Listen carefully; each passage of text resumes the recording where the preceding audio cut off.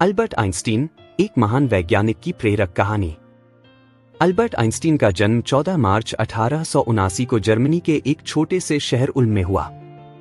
यह एक साधारण दिन था, लेकिन शायद ही किसी को अंदाजा था कि यह बच्चा दुनिया को विज्ञान के एक नए युग में ले जाएगा। उनका बचपन साधारण था, लेकिन उनके विचार असाधारण। शुरुआती दिनों में आइंस्टीन बोलने में देरी करते थे और इस कारण लोग उन्हें सामान्य से कम समझते थे। परंतु उनकी जिज्ञासा और कल्पना शक्ति में कुछ अलग ही चमक थी। प्रारंभिक जीवन और शिक्षा। आइंस्टीन के पिता हरमन आइंस्टीन एक इलेक्ट्रिकल इंजीनियर थे और उनकी मां पॉलिन आइंस्टीन एक शांत, स्नेही महिला थी। उनका परिवार म्यूनिख में बस गया, जहां अल्बर्ट ने अपनी प्रारंभिक शिक्षा शुरू की। हालांकि वे एक पारंपरिक स्कूल के कठोर अनुशासन से असहज रहते थे। शिक्षकों को वे बेजान रोबोट लगते थे। आइंस्टीन की असली रुचि गणित और भौतिकी में थी। उन्होंने महज 12 साल की उम्र में स्वयं पढ़ाई कर गणित और ज्यामिति में महारत हासिल कर ली। हालांकि स्कूल और कॉलेज की औपचारिक शिक्षा उनके स्वतंत्र विचारों के अनुकूल नहीं थी। सपनों की शुरुआत। अपनी शिक्षा के बाद आइंस्टीन को नौकरी पाने में संघर्ष करना पड़ा। कई असफल प्रयासों के बाद उन्होंने स्विट्जरलैंड के बर्न शहर में पेटेंट कार्यालय में क्लर्क की नौकरी की। यह नौकरी उनके लिए एक वरदान साबित हुई, क्योंकि यहां उन्हें अपने विचारों को परिपक्व करने का समय और अवसर मिला। 1905 चमत्कारों का वर्ष। 1905 का साल विज्ञान के इतिहास में आइंस्टीन का चमत्कारी वर्ष अन्नुस मिराबिलिस कहलाता है। इस वर्ष उन्होंने 4 शोध पत्र प्रकाशित किए, जिनमें से प्रत्येक ने भौतिकी की दुनिया को झकझोर दिया। इनमें से सबसे महत्वपूर्ण था सापेक्षता का विशेष सिद्धांत, स्पेशल थ्योरी ऑफ रिलेटिविटी।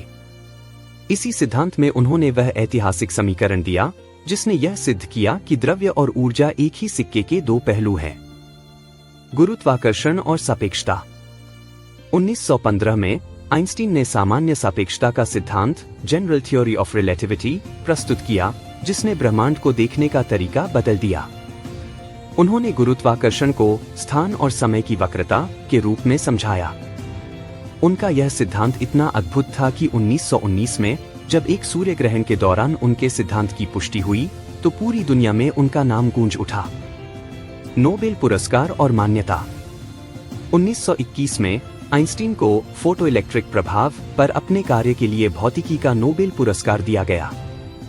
इसने क्वांटम यांत्रिकी के विकास की नींव रखी। हालांकि उनके सापेक्षता के सिद्धांत को उस समय इतनी मान्यता नहीं मिली, लेकिन आज यह आधुनिक भौतिकी की नींव है। सामाजिक और राजनीतिक योगदान। आइंस्टीन केवल वैज्ञानिक नहीं थे, वे एक इंसानियत से भरे दिल के व्यक्ति भी थे। वे शांति के समर्थक थे और युद्ध के विरोधी। हालांकि द्वितीय विश्व युद्ध के दौरान उन्होंने अमेरिका को परमाणु अनुसंधान शुरू करने की सिफारिश की, क्योंकि उन्हें डर था कि नाजी जर्मनी पहले परमाणु बम बना लेगा। लेकिन जब इस तकनीक का उपयोग विध्वंस के लिए हुआ, तो आइंस्टीन को गहरा दुख हुआ। अंतिम दिन। अल्बर्ट आइंस्टीन ने अपने जीवन के अंतिम वर्ष शांतिपूर्ण तरीके से बिताए। 18 अप्रैल 1955 को न्यू जर्सी के प्रिंसटन में उनका निधन हो गया। उनका सरल जीवन और महान विचार आज भी दुनिया को प्रेरित करते हैं। निष्कर्ष। अल्बर्ट आइंस्टीन केवल एक वैज्ञानिक नहीं, बल्कि एक क्रांतिकारी विचारक थे। उनकी यात्रा हमें सिखाती है कि विपरीत परिस्थितियों में भी जिज्ञासा और मेहनत के साथ हम कुछ भी हासिल कर सकते हैं। उन्होंने खुद कहा था, कल्पना ज्ञान से अधिक शक्तिशाली है, क्योंकि ज्ञान सीमित है, लेकिन कल्पना पूरी दुनिया को घेर सकती है। आइंस्टीन का जीवन इस बात का प्रमाण।